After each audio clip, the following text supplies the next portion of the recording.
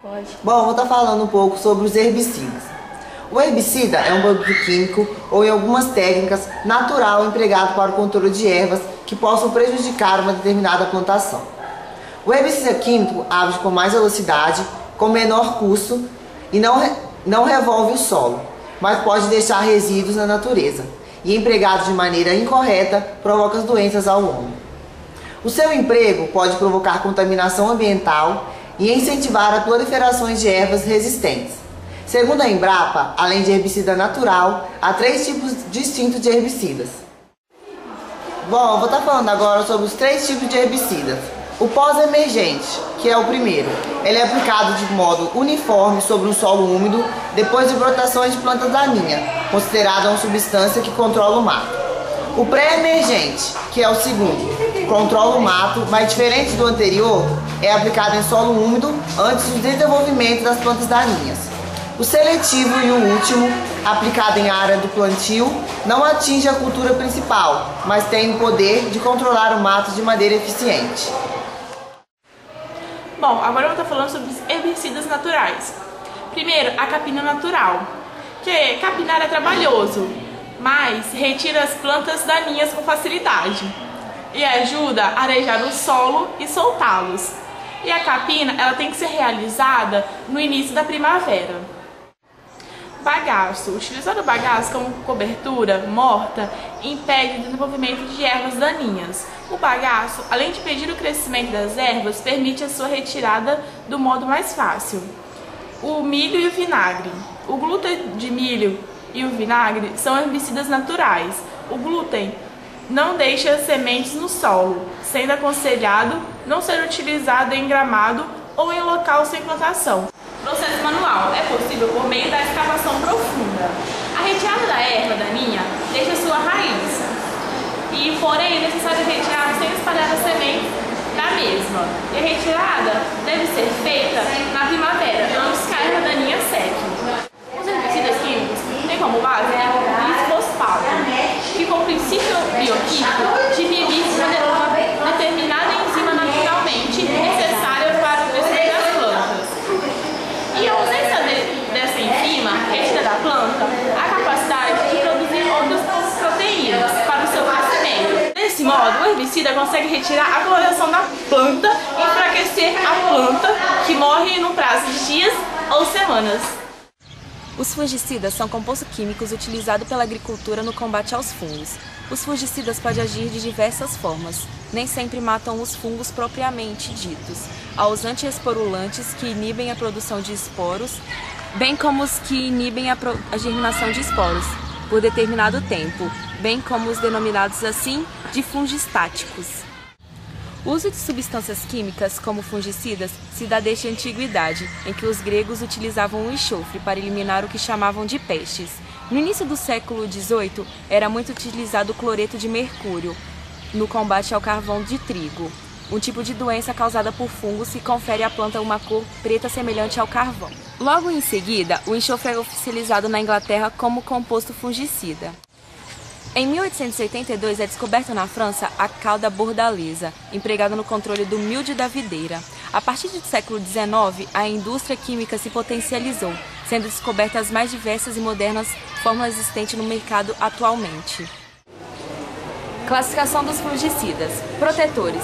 Surtem efeito apenas quando aplicados antes da introdução do fungo nos tecidos da planta. Agem formando uma espécie de barreira tóxica que impede a penetração através da inibição da germinação de esporos, o que impossibilita ou minimiza a probabilidade de desenvolver uma doença.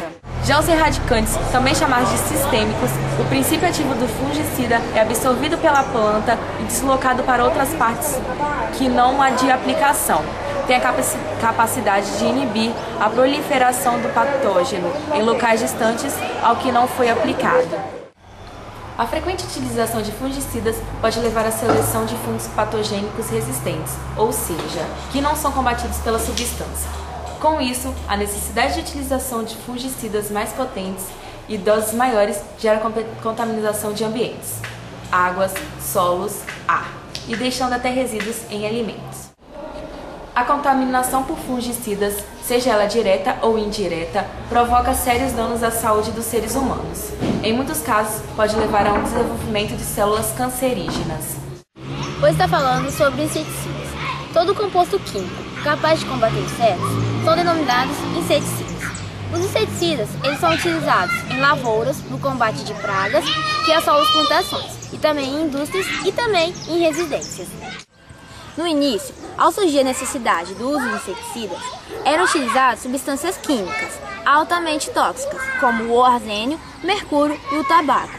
Durante a Segunda Guerra Mundial, foram desenvolvidos diversos gases bélicos, e um desses foi possível observar um efeito tóxico contra os insetos, daí que surgiu o inseticida. Aí mais tarde, em 1948, o cientista Paul Müller ganhou o Prêmio Nobel da Química por ter descoberto o mais famoso inseticida de todos os tempos, que era o DDT. Classificação dos inseticidas. Os inseticidas são comumente classificados de acordo com a sua composição química. Veja os principais grupos. Organoclorados são compostos orgânicos que apresentam átomos de cloro em ligações covalentes na cadeia. Trata-se de substâncias altamente tóxicas, de grande poder de acúmulo na cadeia alimentar, de toxicidade crônica, ou seja, seus efeitos se manifestam de forma lenta pelo organismo, insolúveis em água, polifíticos, afinidade com gordura e de caráter cancerígeno. Devido a tais poderes maléficos, os organoclorados passam a ter uso proibido há por volta de 30 anos. Não são mais produzidos no Brasil e em vários outros países.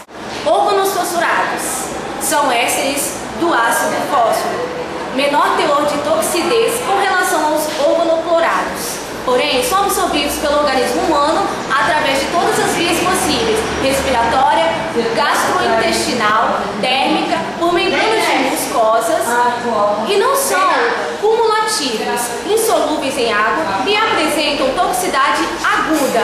Efeitos aparecem rapidamente no organismo. Carbamatos são ésteres do ácido carbônico, muitas vezes sintetizados a partir de compostos organofosforados. Apresenta toxicidade aguda média, baixo acúmulo no meio ambiente, são insolúveis em água, pouco absorvido pelo organismo humano e bastante utilizado no controle de insetos em estocagem de grãos. Pitetróides. O nome vem do termo pietro, que são flores secas dotadas de pitetrina, substâncias que têm caráter inseticida.